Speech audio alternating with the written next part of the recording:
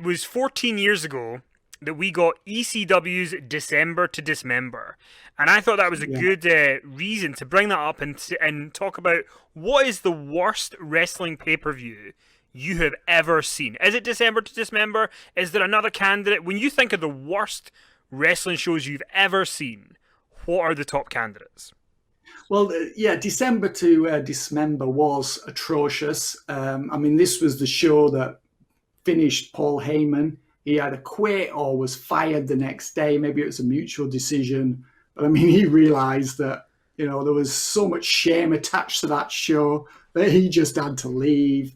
Vince was furious about it. Stephanie was livid at the quality. I remember WWE at the time, I think they called them, fan services. Does that still exist, fan services? Well, whatever it was, the area of the website that deals with fan complaints was like bombarded with missives from people expressing their discontent, their dissatisfaction, their rage, how poor that show was. And that was terrible. There's no doubt about it. It is one of the worst shows. I don't think anything could be worse than Heroes of Wrestling, which was that was a pay-per-view that not that many people watched in 1999. That was truly garbage, featuring loads of veterans, loads of wrestlers who shouldn't have been in the ring. Featured a very memorable performance from Roberts.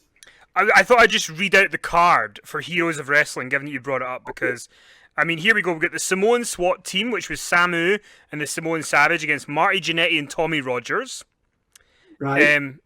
So in 1999, Greg Valentine versus George Steele. Too Cold Scorpio against Giulio Fantastico, who I think that was the match of the night, as I recall. High praise, Finn.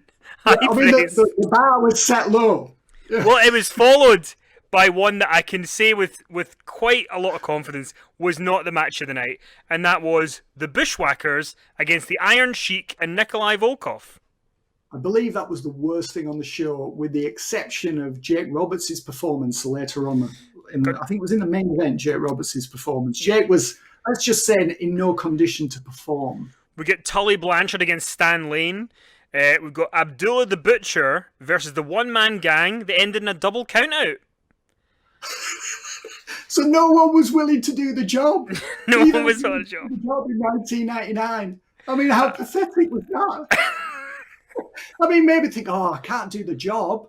You know, it's gonna, you know, I've got that big run. You know, I've got that WrestleMania main event next year. If I do the job on the pay-per-view, Vince isn't going to give me that contract. They talk about the McMahon in every corner. It wasn't Jericho getting replaced by the Big Show. It was going to be Abdullah the Butcher. And then he done a double count out here. It fucked him. And then we had Jimmy Snuka with Captain Lou Albano in his corner. There's a card journey for you. Against Bob Orton Jr. So, yeah. Cowboy Bob Orton. And then the main event, as if you had not survived enough trauma in this 2 hours, Jim the Anvil Neidhart teaming with King Kong Bundy against Jake the Snake Roberts and Yokozuna. Yeah, I think there was some problems as well here about who was going to do the job. Again, because no one wanted to do a job on this sort of old-timers show that hardly anyone watched, even though these guys were nearing the end of their careers. I think Jake ended up doing the job in that match, if memory serves me correctly. I think he did. His team definitely lost. But yeah, Jake was, that was not a great night for Jake Roberts. We would be remiss if we didn't bring up King of the Ring 1995, obviously. Four Savio Vega matches in one night. The opening round of the King of the Ring tournament. Sort of Shawn Michaels in a 50-minute PTSD. Still traumatized, aren't you? I can't get over it. When I saw him at Survivor Series, but like Shawn Michaels fought Kama in the first round, and it was a draw, so Shawn's eliminated from round 1. Yeah. Undertaker gets beat by Mabel. Doc Hendricks is on commentary. I mean, it was a bad night. I mean, I'm going to say WrestleMania 9. What about that? I mean, that was shockingly WrestleMania 9 is a great show. Let me tell you why. See, you've got the Giant Gonzalez against the Undertaker, which I know you were a fan of, Finn, with the chloroform I couldn't go near chloroform when I was a kid, just in case. Then you had chloroform. Well, that's right. I mean, chloroform. It could have been on a street corner in Glasgow area. I mean, you had to be careful. Low bar. Could have been on one of the playgrounds. But you had Fincus Maximus, you had Tatanka versus Shawn Michaels, you had Hogan winning the title at the end, you had Bret and Yokozuna. Come on now. Sensational show. Maybe a few too many notes. What about Lex Luger and Mr. Perfect? Are you telling me you weren't impressed by two doinks? It was double vision. Crush. I mean, that show was garbage. It just was. I mean, I was covering it at the time, and like it was one of those sort of shows upon which everyone was in agreement. It was just dire. You know, it really was. Another bad one was Fall Brawl 1998 by WCW. That was really, really bad, with the worst War Games match ever, featuring the infamous Ultimate Warrior appearance under cover of Dry Ice. I remember I covered that in Power Slam.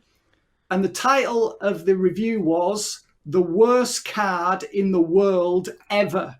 That's what I called it. Well, the funny thing was, Heroes of Wrestling was the following year, so you were maybe right at that point that was the worst. I was. This predated Heroes of Wrestling, so that was an accurate title. I would like to say that In Your House 4 as well was absolute dreck. I mean, that was just offensive. You know, with Yokozuna versus then King Mabel, right? They did the double count-out finish as well. Yeah, well, that's it. I mean, that WrestleMania main event, they had to look after themselves. They had to protect their images in case there was a big match and a huge program just around the corner. So there's that, and Dean Douglas versus Razor Ramon. Was that the one that had Diesel and Bulldog in the main event? It was in Canada. Is that yes. One? Right, okay. That's the one. I mean, that show was... I mean, it was pretty depressing watching that. It just felt like the WWF was in a really bad way. It was just in a terrible state, and they just didn't have an escape route from this sort of malaise that they were in. So, yeah, that was a bad show. Do we need to name any more? I think we've given quite a lot of people quite a lot of food for thought there. There's lots of recommendations for people to check out should they choose to.